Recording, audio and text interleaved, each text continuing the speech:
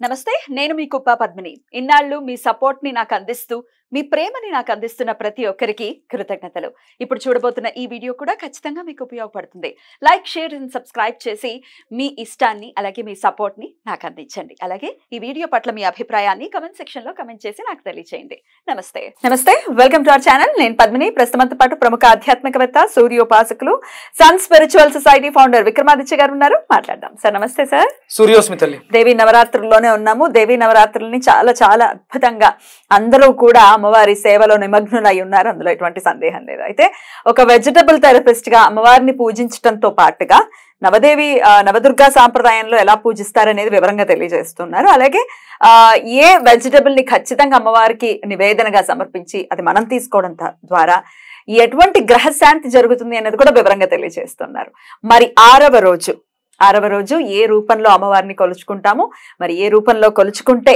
ఎటువంటి సమస్యల నుంచి బయటపడతాం ఒకసారి మీ ద్వారా ఇప్పటి వరకు మనం ఒక కథ రూపంలో తీసుకెళ్తూ ఉంటే అమ్మవారు శక్తి ఏర్పడింది ఒక బాలుడిని తయారు చేసింది తర్వాత అమ్మవారు అయ్యవారి కోసం నిరీక్షిస్తూ ఈ కథ అంతా జరిగింది మధ్యలో మనం మూడో రోజు ఒక లవ్ స్టోరీ స్వామివారిని పెళ్లి అమ్మవారి కోరిక మేరకు ఆయన రాకుమారుల రావటం ఆవిడ అంగరంగ వైభవంగా సుందరంగా తయారవటం చూసాం అవును ఇప్పుడు ఇక్కడ కథ ఒక పీక్ స్టేజ్ కి వెళ్తుంది ప్రీ క్లైమాక్స్ లోనే ఉన్నాం దగ్గరలో ఉన్నాం అంటే ఎనర్జీ తన రూపాన్ని చూపించబోతుంది నిజరూప దర్శనానికి సన్నాహాలు జరుగుతూ ఉన్నాయి అంటే సృష్టి జరిగింది ప్రకృతిలో ఉన్నటువంటి చెడు శక్తులు విజృంభిస్తుంటే ఆ నరకాసురుడిని సంహరించడం కోసం అమ్మవారిని మనం ఎలా కావాలి అనే ఆలోచన మన ఋషులకి మునులకి రావడంలో కాత్యాయన మహర్షి ఒక స్తోత్రం ఒక శ్లోకం ద్వారా అంటే ఇక్కడ ప్రతిదీ కూడా అంటే దైవశక్తి మంత్రాధీనం ఆ మంత్రం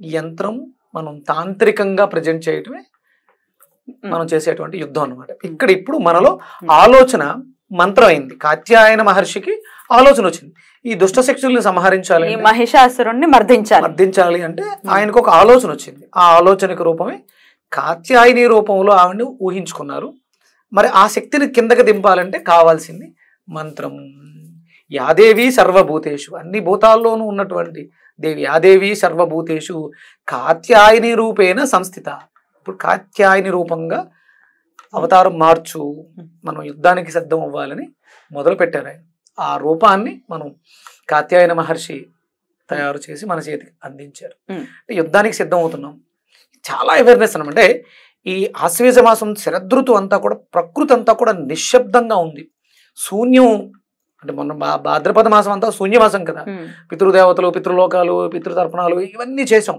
ఇప్పుడు అంతా ప్రకృతి అంతా కూడా నిర్మానుష్యంగా చాలా నిశ్శబ్దంగా ఉంది ఇప్పుడు అక్కడ దుష్టశక్తులు విలయతాండవం చేస్తున్నాయి మనల్ని ఏమైనా ఇబ్బంది పెడతాయి అందుకనే జాగరూకతతో ఉండండి తెలివితో ఉండండి అందుకనే నవరాత్రులు చేయడానికి ప్రధాన అర్థం ఏంటంటే నిద్రమత్తులు పొరపాట్లు చేయకండి దానివల్ల ఇబ్బంది పడతారు అని చెప్పడమే దీని అర్థం అన్నమాట నవరాత్రులు జరపడానికి ఇప్పుడు మనం ఇవి చాలా క్రూషియల్ టైమ్స్ మీకు విపరీతమైనటువంటి కాస్మిక్ ఎనర్జీ ప్రకృతిలో దొరుకుతుంది ఇప్పుడు కానీ మనం అవేర్నెస్గా లేవా మళ్ళీ సంవత్సరం అంతా వెయిట్ చేయాలి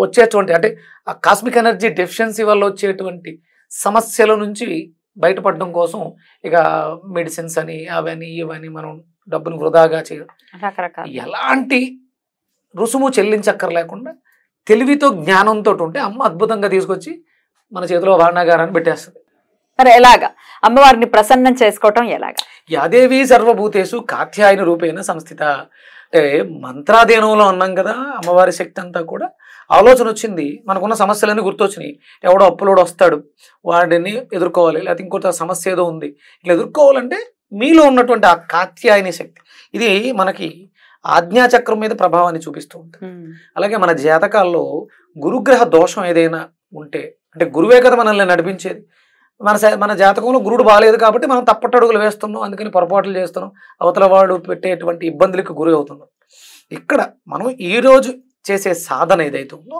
మనలో గురువు యొక్క ఆ శక్తిని పెంపొందిందా ఉపయోగపడుతూ ఉంటుంది.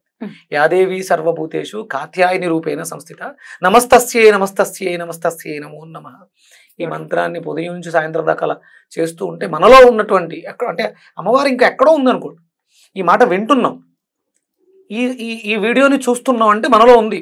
అందుకనే మనం ఈ వీడియో చూడగలుగుతున్నాం. ఎవరైతే చూస్తున్నారో వాళ్ళు ధన్యులు, ఎవరైతే వింటున్నారో ఎవరైతే ఆచరిస్తున్నారో వాళ్ళు ధన్యతను పొందుతారు. అంటే ఇందులో ఎలాంటి కాంప్లెక్సిటీ లేదు. చక్కగా ఒకసారి ఆ మంత్రాన్ని పట్టుకుని అలా నిరంతరం మననం చేసుకోమని చెప్తూ అంతే.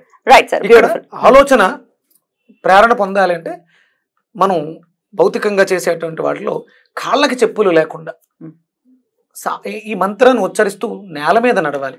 ఎందుకంటే అమ్మ శక్తి భూమిలో ఉంది. ఆ శక్తి మన కాళ్ళ ద్వారా మూలాధారంలోకి ప్రవేశించి ఆజ్ఞాచక్రాన్ని ప్రేరేపిస్తుంది. ఇక్కడ ఉండేది ఎర్రటి అగ్ని మూలాధారంలో ఉండేది, కానీ ఆజ్ఞాచక్రం ఉండేది అద్భుతమైనటువంటి నీలవర్ణం. ఎలా సాధ్యం? విపరీతమైనటువంటి మంట పదార్థాన్ని ఆవిరి చేసేసింది. ఆవిరి అయితే వాటర్ ఏమవుతుంది? తేలికగా అయిపోతుంది, చల్లగా ఉంటుంది. అంటే విపరీతమైనటువంటి వేడి తర్వాత వచ్చేది ఆలోచన. ఆలోచన మంత్ర రూపం దాల్చి కాత్యాయనిగా మన జీవితంలో గురుగ్రహ దోషాలని మనకు వచ్చినటువంటి అన్ని సమస్యల నుంచి నిర్మూలించుకోవడానికి అవకాశం. బ్యూటిఫుల్. అయితే కాత్యాయని అమ్మవారిని కొలుచుకోవాలి 6వ రోజు. మరి వెజిటబుల్ థెరపిస్ట్ గా చెప్పండి, ఏ కూరగాయని ఖచ్చితంగా నైవేద్యంగా పెట్టి అది జ్యూస్ రూపంలో మనం స్వీకరించాల్సి ఉంటుంది? ఎండు కొబ్బరి. గురువు యొక్క అనుగ్రహాన్ని పొందాలంటే మనం తీసుకోవాలి. మనం కూడా అంటే ఇప్పుడు కొబ్బరికాయ కొట్టండి అన్నారు, ఎందుకు కొట్టమన్నారు?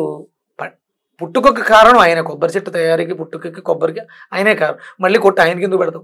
ఆయనకి కొట్టడం ద్వారా దాంట్లో ఉన్నటువంటి శక్తి మరింతగా పెరిగి అది దైవ ప్రసాదమై మనం స్వీకరిస్తామన్న దృష్టితోటి పెట్టడం జరిగింది.